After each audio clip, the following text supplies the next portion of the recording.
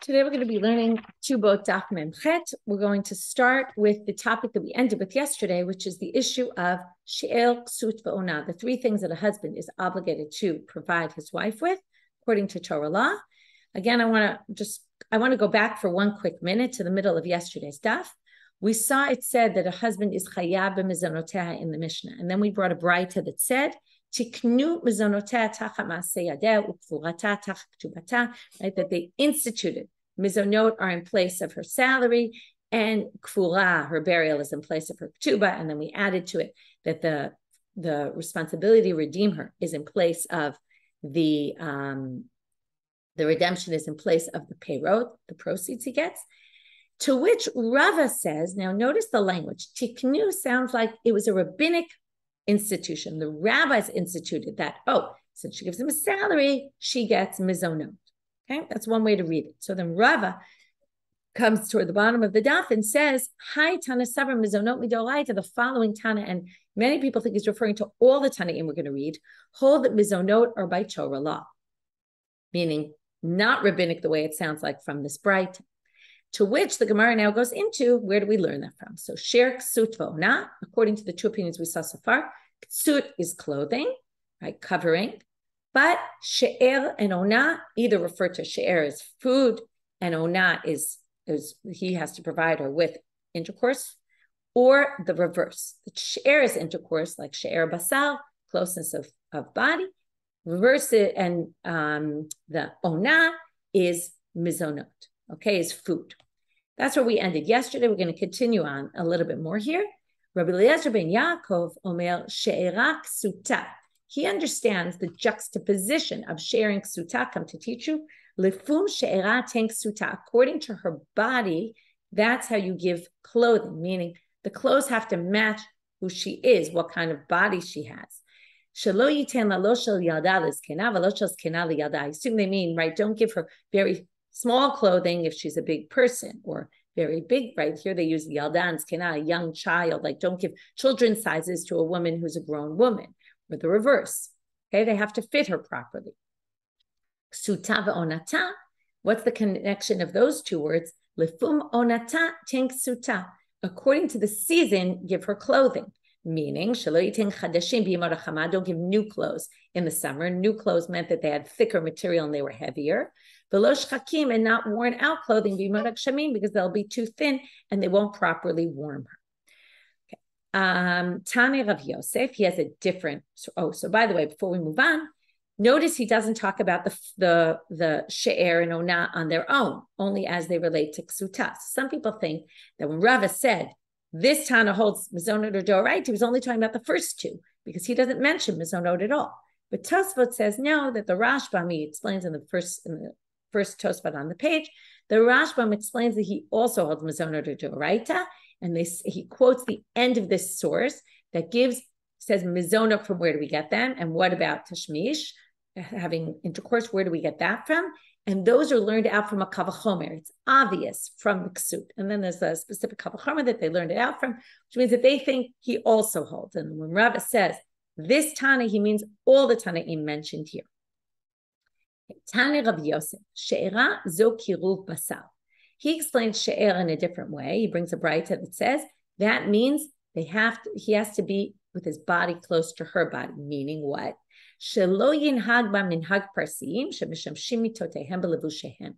You shouldn't be like the Persians who have relations with their clothing on, fully dressed.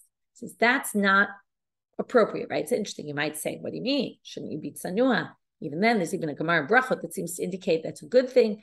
Here it seems to be, well, if that's not what she wants, and from there I want to get off on a bit of a tangent, then you have to provide with her having sexual relations in a normal manner, right? Not fully dressed. This supports what Rav Huna says.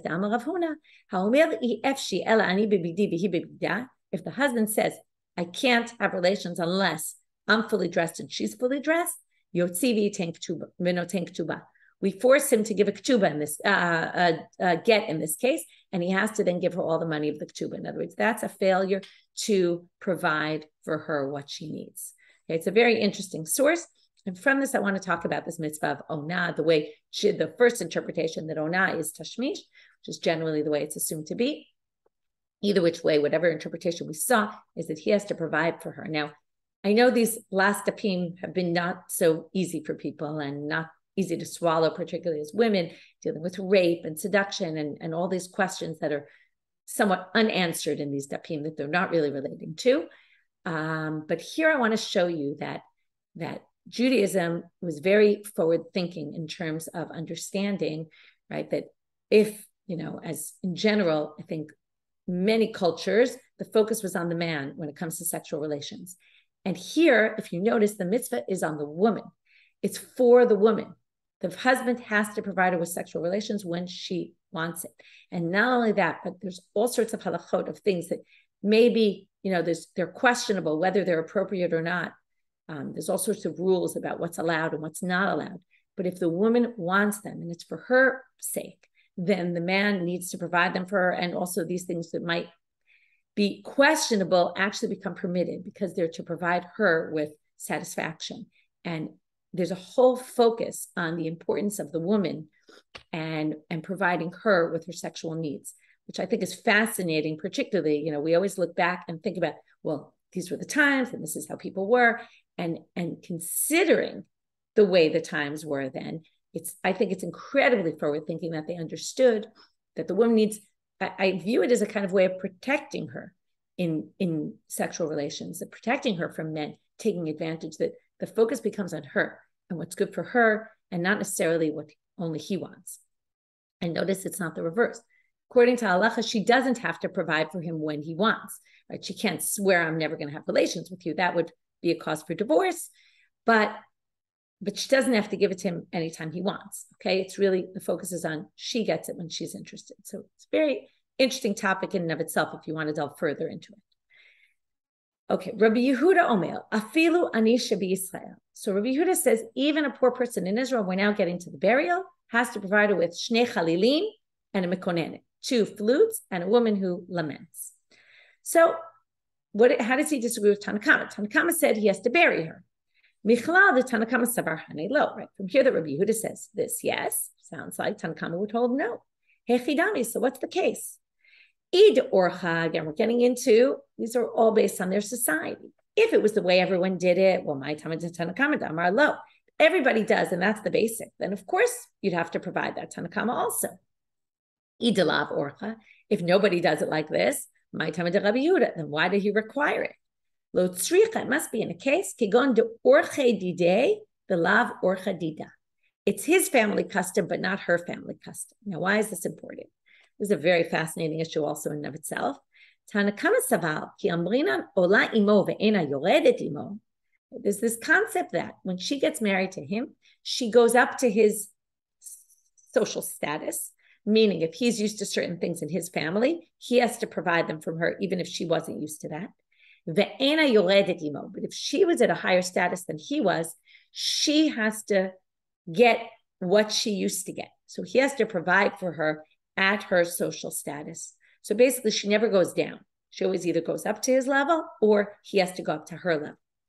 Honey, right? Again, this is in terms of all the things he's required to give her: food, clothing. He has to give her at the status she was at or at the status of what his family expectations are. But you might have thought, or Tanakama thinks, that's only when she's alive. But when it comes to her burial, no, you wouldn't need to do that. Okay, so he says, if Shnei Chalilim was his minhag, but not hers, they didn't do that in her family, then he doesn't need to provide that, according to Tanakama.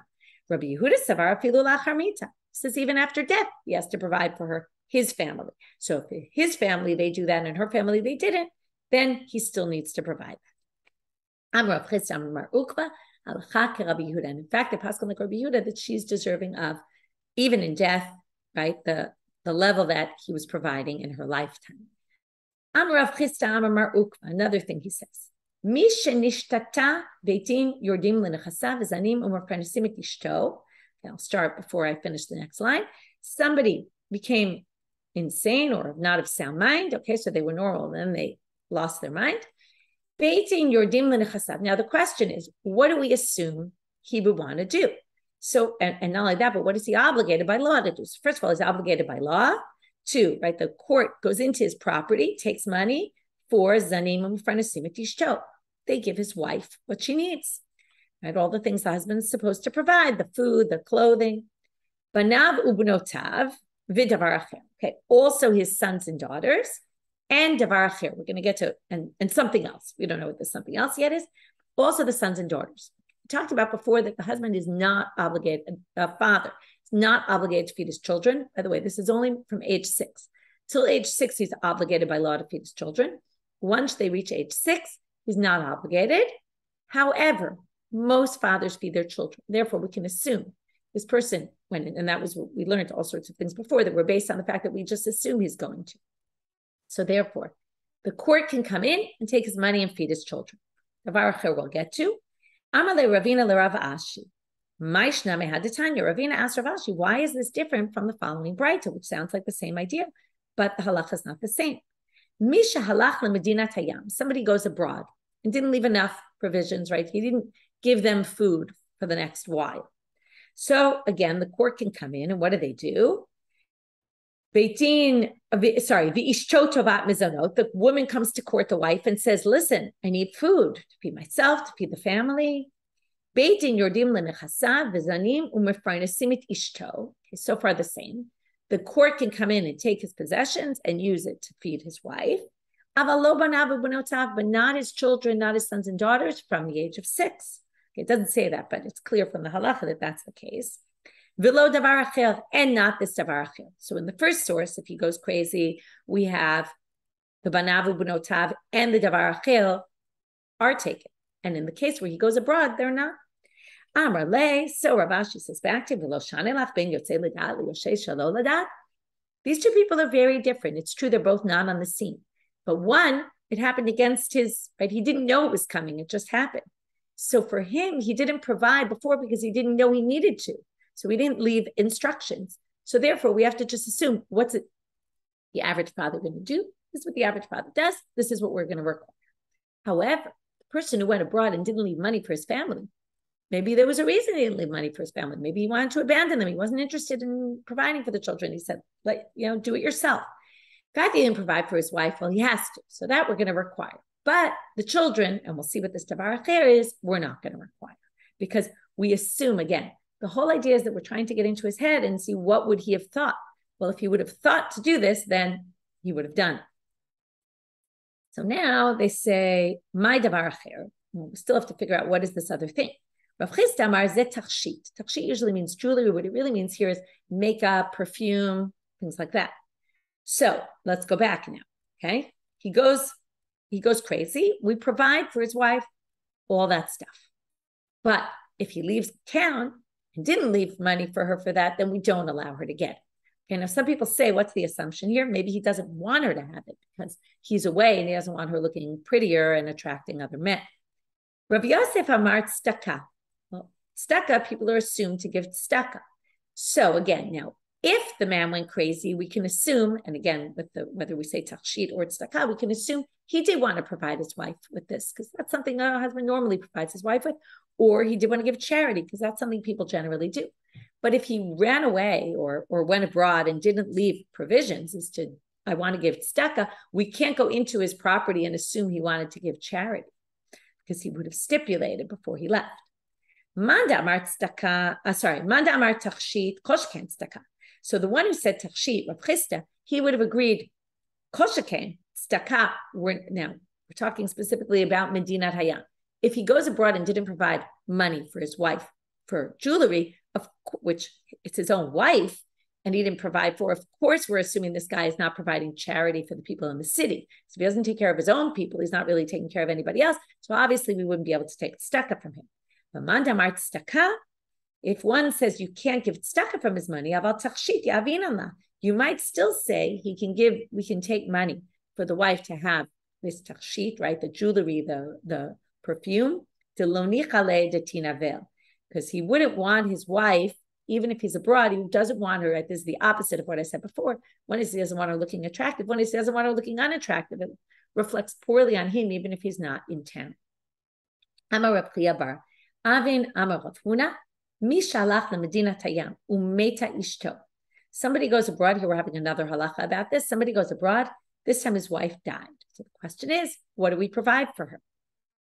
Beit din yordim lenechasa v'kovrim ota lefi chvodo. The Beit Din goes in and buries her, spends the money on the burial according to his stature. Again, it depends on, right, Shnei Chalilim, Mekonene, whatever is generally the custom in his family. So the Gemara asks, Lefi chvodo v'lo lefi chvoda, according to what his family, but not hers. That seems strange. What about her kavod? So Ema af lefi chvodo. What it meant is even. That's obviously she gets at her level. The question is, does she even get at his level from his money? And the answer is yes. This matches what Rabbi Yehuda said, comes to teach you that we hold that she goes up to his level and also he has to go up to her level, even after death. Amar Rav Ha'omer, now it doesn't say the words, but he's on his deathbed. And as he's dying, he says the following. Im meta lo tikberua minechasa. If she dies, don't bury her from my property. Shomin lo, we listen to him. So now they say, wait a minute. Maishna ki amar, denafle nichse kameyatme. Ki lo amar nami, nichse kameyatme ramu. I don't understand. They shouldn't have to bury her at all. Remember what we said. Her ketubah, he gets her ketubah, rights to it, and in place of that, she gets burial. But if he dies, she gets the ketubah. She gets the ketubah. She deals with the burial herself, right, from her possessions, because the ketubah is hers. So in this case, what they're saying is whether he said it or he didn't say it, all his money is now his inheritors. She gets her ketubah. He shouldn't have to pay her at all. Okay, there's no more agreement between them about the burial because he's dead.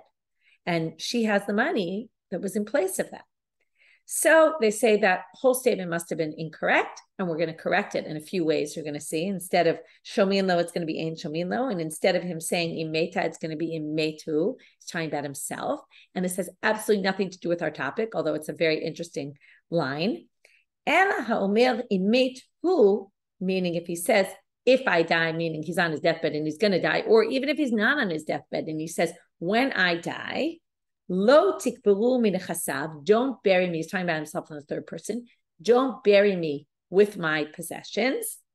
And shomin lo, in other words, don't take the burial cost out of my estate.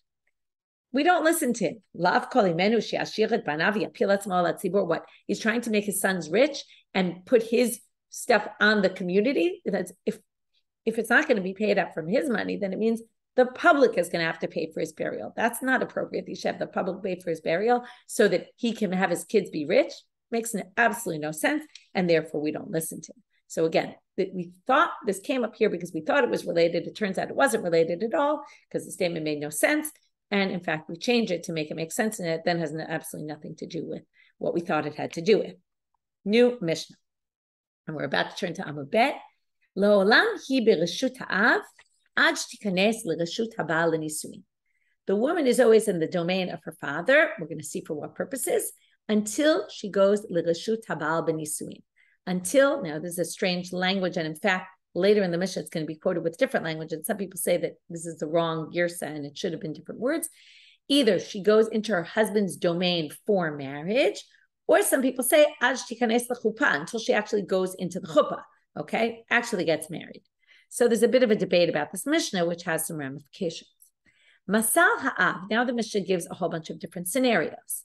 Masal ha'av l'shluchei haba. If the father brings the daughter physically, okay, remember that she's in her father's house.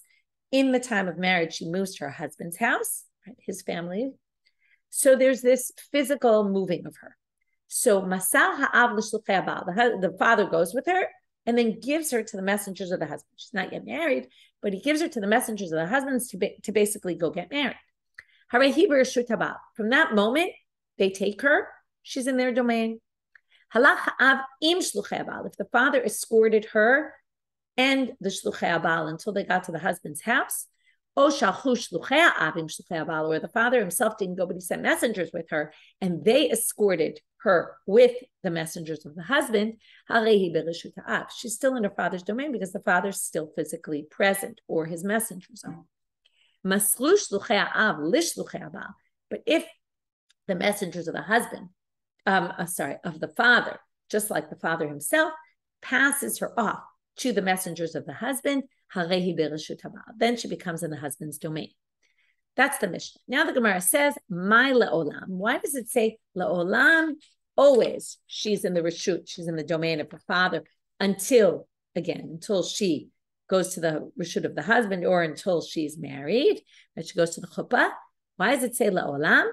It's to basically go against an earlier Mishnah, which is actually found later in our Masechet on Daf Nun Zayin, although we already learned it on the first daf of our Masechet.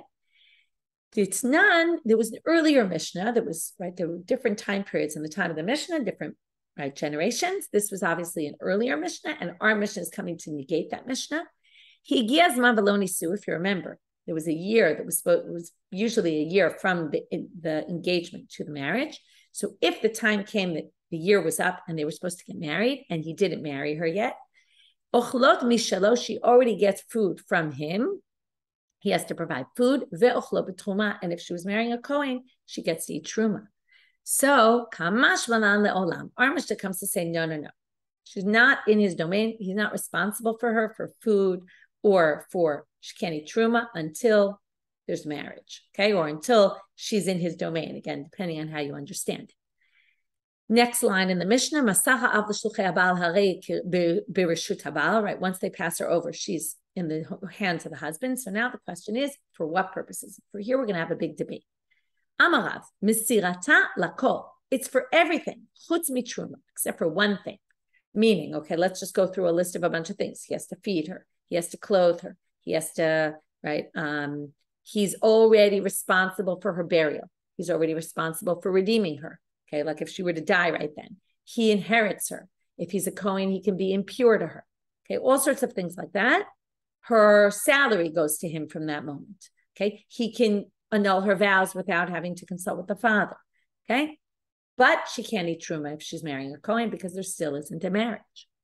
Rav Asi Amar af truma. Rav Asi says even truma she can eat. Okay, they don't mention sexual relations here. The assumption there is until you have Mesirah l'chuppah, you can't have sexual relations. That I'm going to leave that one aside. Okay, and again in Yehuda they sometimes did, but that wasn't necessarily a good thing. They were doing that anyway. That's a debatable point. I don't want to get into that. Rav Asi says even truma she can eat at this point. So Eitive Rav Huna Rav Asi. Rav Huna brings a question on Rav Asi. He says, "What do you mean?" Some people say it was Chiya bar Rav who questioned.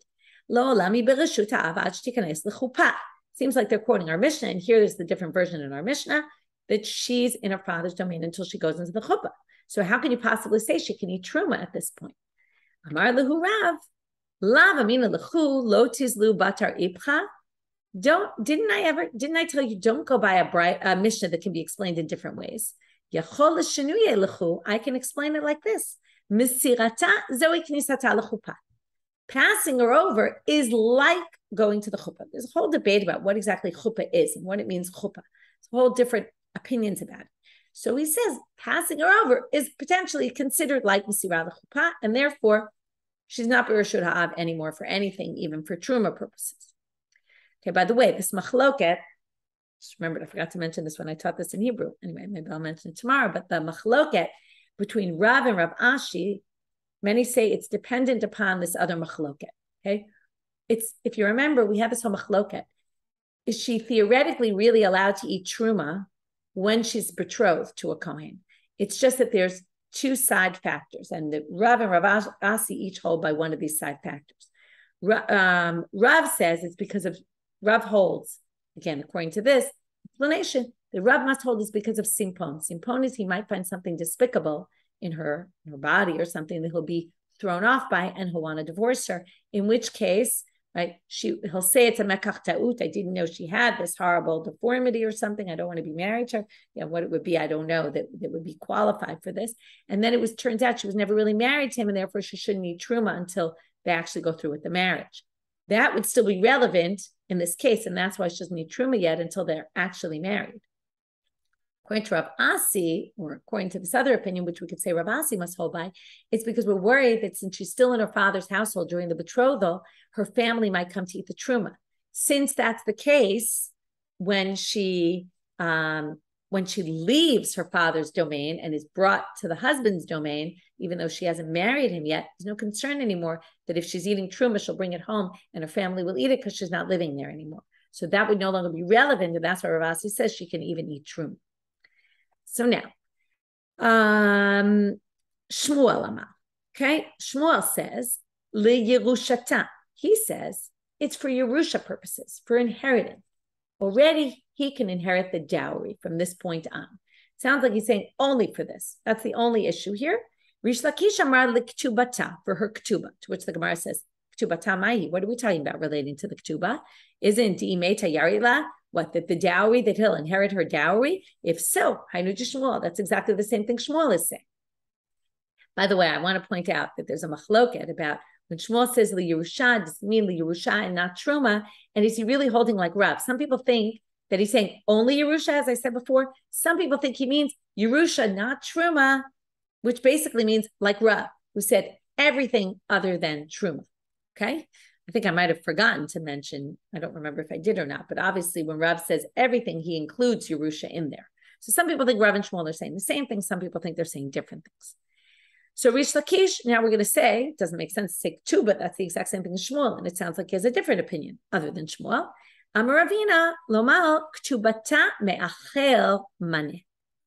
If she's already given to the shluchei habal, and then let's say he dies, and she goes, or he divorces her, before they actually go ahead with the marriage, and she goes to marry someone else, she already drops down her level of ketubah to a maneh, to 100, because she's already considered as if she was married, even though she wasn't actually married. It's a bit strict, hard to swallow. But I guess the point is, once she was already, maybe it's like in Yehuda, because they were already living.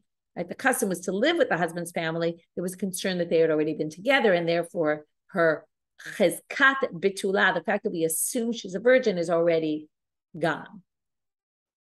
Rabbi Yochanan and Rabbi Chanina, the Amrei Tzchavayu Mesirata lekol af letruma. They hold exactly like Rav Asi. It's everything, even truma. So again, we have a few basic opinions. We have Rav, just to review. Rav, who says everything other than truma. Shmuel, who says, or let's go with Rav Asi, Rabbi Chanina, Rabbi Yochanan, who all say everything, including truma. We have Shmuel, who says Yerusha, which either is like Rav, everything except truma, or it's only Yerusha and not any of the other things, and he disagrees with Rav and disagrees with Rav Asi. And then we have Rish Lakish, who says this has to do with something else. It's just that her kshubah from someone else won't be 100, but he's not as much really relating to this whole issue because he's kind of on the outs here. He's talking about something else entirely. Meitive. So now we bring a question, and the question is, who's this question on? Okay, but let's start with the question from a Tanaitic source. Halacha avim shluchei habal. Okay, so the father goes with the messengers, right? Meaning this is not going to be a whole turning over. Oh, or his messengers go with the husband's messengers. Oh, or she had a courtyard in the middle. And she goes in there with her husband, her future husband, and they sleep in the room. Even if her nejunya was already in the husband's possession, it was in his property, she brought all her stuff already, but she wasn't there yet. And what really means is, right, it's much harder once it's there to say it's not his. But Meta, if she dies at that point, Aviha Yorsha, her father inherits. Meaning we even take all the stuff of the dowry out of his house and say, it's not yours. You don't have any claims to it because they haven't really been married. Okay, none of these things seem to be symbolic marriage, okay, at all, because the father's still there, or it's in her courtyard, not his courtyard. And they only went there, Lalin, just to sleep, not for the purposes of marriage, right? Again, it sounds like it's for a particular purpose, although we'll understand this in a minute a little differently. What if the next case is Masal ha'av lishluchei habal, if the father hands her over to the messengers of the husband, Osha maslu shluchei ha'av lishluchei habal, or the father's messengers handed her over to the husband's messengers, Oh, shaitalo chatzir baderech, or he had a courtyard on the way. And she went into that courtyard to be with him for the purposes of marriage. Even if the dowry is still in her father's territory, she dies, her husband inherits the dowry. So we take it out of the father's house and say it's yours because you already established, right? Some people say even sleeping with her in the courtyard is knisa l'chuppah, okay? But even just handing over is enough. So now the Braita continues, and here comes the difficulty. This is only clearly, right, what did it state? It's talking about the inheritance. But unless there's real chuppah, right, marriage, she's not considered married for the purposes of truma. Tiyuvta dekulu tiyuvta. Okay, so this is a difficulty for everybody. First of all, it's not everybody. It could be everybody except Shmuel. That's what Rashi says. Hanach de pliga de Shmuel, because this is exactly Shmuel. Only Yerusha, nothing else. Okay. On the other hand, it also says Yerusha, but not Truma. So maybe it means Yerusha and everything else other than Truma, which means it actually fits with Rav as well. So is it a question against Rav? Because Rav said everything except Truma, and this says Yerusha, not Truma. Does it mean only Yerusha and not everything else? So that's a question. And does it go against Rish Lakish? Rabbeinu Chanal says this doesn't go against Rish Lakish because Rish Lakish was only referring to its status, her status with somebody else. And this was only referring to her and her husband, right? He was talking about what if she gets remarried? What's her status? This has nothing to do with that. So maybe it's not a question against Rish Lakish. It's a big debate what exactly this is a question on, right? Tosfot says it's only to those who say, right, even Truma, okay, but not the others. Anyway, there's a bit of a question. But it's left as a difficulty. Now the Gemara says, Hagufa Kasha. There's one contradiction within this Braita. Amar nechnesayim olalim. Sounds right. It said if she goes into her courtyard with the intent just to sleep with him, right? But not with him, like meaning having relations. Tama de lalin. It sounds like if she goes into the courtyard, her own courtyard without any intent, what would it sound like? But it's only because it was two things. She went into her courtyard with him and with the intent to sleep, which sounds like hastama. She hadn't gone with any particular intent. We would have assumed she was doing it l'shem nisuin, and then she would be considered married. But in the last part, it says nichnisa imo l'shem nisuin. If she goes into his courtyard for the purposes of marriage, then she'll be considered married, which sounds like hastama. What if she didn't go in with any intent? It sounds like without intent, we would have assumed stama lalin. It was just to sleep. And then she wouldn't be considered married. So each one has the opposite about what we would have assumed the stama is. So Amar Rav Ashi says, no, you're making derivations that are not relevant derivations. That's not what it was meant to say. Stame katane. They gave the case in each scenario. In her chatzer, the assumption is that you're going lalin because it's her chatzer. And in his courtyard, the assumption is you're going l'shem nisuin because it's his courtyard. It's symbolically that she's moved into his domain. So therefore, the Braita brought up cases of the stam case in each case. Not that you can infer with the intent meant, but the stam case was the opposite. It's actually the reverse. Stam chatzir dida lalin. Generally, when he goes into her courtyard, it's just to sleep. Stam chatzir didei l'nisuin. But if she goes into his courtyard, that's already symbolic. She's moving into his domain, and it's for the purposes of marriage. And that's why in the first scenario, it's not. In the second scenario, it is considered as if they're married, even though, right, they're not fully married, but for the purposes of inheritance, yes. Tana. Now the Braita says, Masal ha'av l'shluchei habal v'zinta. Okay, another case where she goes into the domain of the husband, but what happens here? Instead of getting married to him, she goes and sleeps with somebody else. She commits adultery. Now, technically, she's an alamu asa. Naramu asa, and a betrothed woman gets stoned. However, since she already went into his domain, she only gets strangulation. Again, she does get killed, but it's not as severe. She's treated like a regular married woman and not a betrothed woman because she's already been received by his family. Min nahane mile.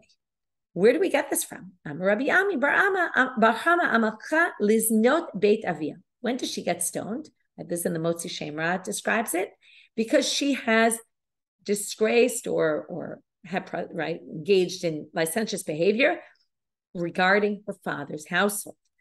What does this come to exclude? It comes to exclude a case where she was already given to the messengers or for the husband, because then she's no longer in Beit Avi. So we're going to have one question on this and answer it, and that we'll finish for today.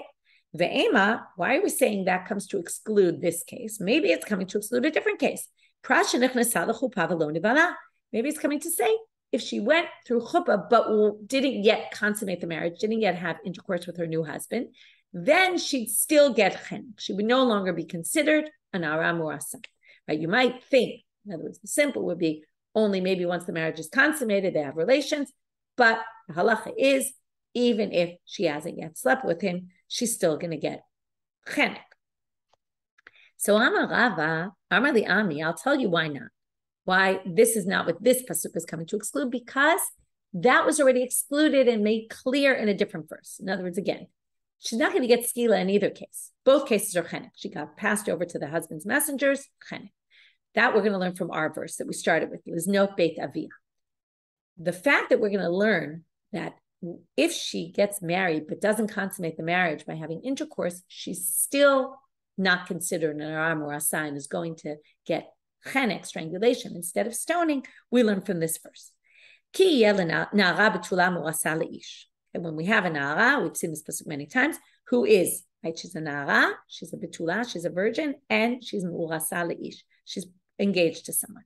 So what do we learn from these words? Na'ara v'lo bogeret. She has to be a na'ara, not a bogeret. It's not going to be relevant in a bogeret case. Number two, betula v'lo be'ula. She's going to be a virgin and not a woman who is not a virgin anymore, who's had relations with a man. Mu'urasa v'lo nesua, betrothed and not married. So, my nesua. If married means married fully, meaning the marriage was consummated, that's already excluded in the previous drasha. She has to be a bitula and not a bi'ula, right? If she's already had relations, then she's excluded. Well, if she's married and have relations, she's already excluded from the previous. So therefore, the me'orasa must mean she's betrothed and not married, even if she hasn't consummated the marriage yet. So that we learn from that verse, which leaves our verse open to basically teach us this halacha that once she goes over to the husband's household, she's already considered in his domain for the purposes of chenek, that she's only going to get strangulation. She doesn't get stoned if she has an adulterous relationship. Okay, with that, we will finish for today and continue on with this tomorrow. Have a great day, everyone.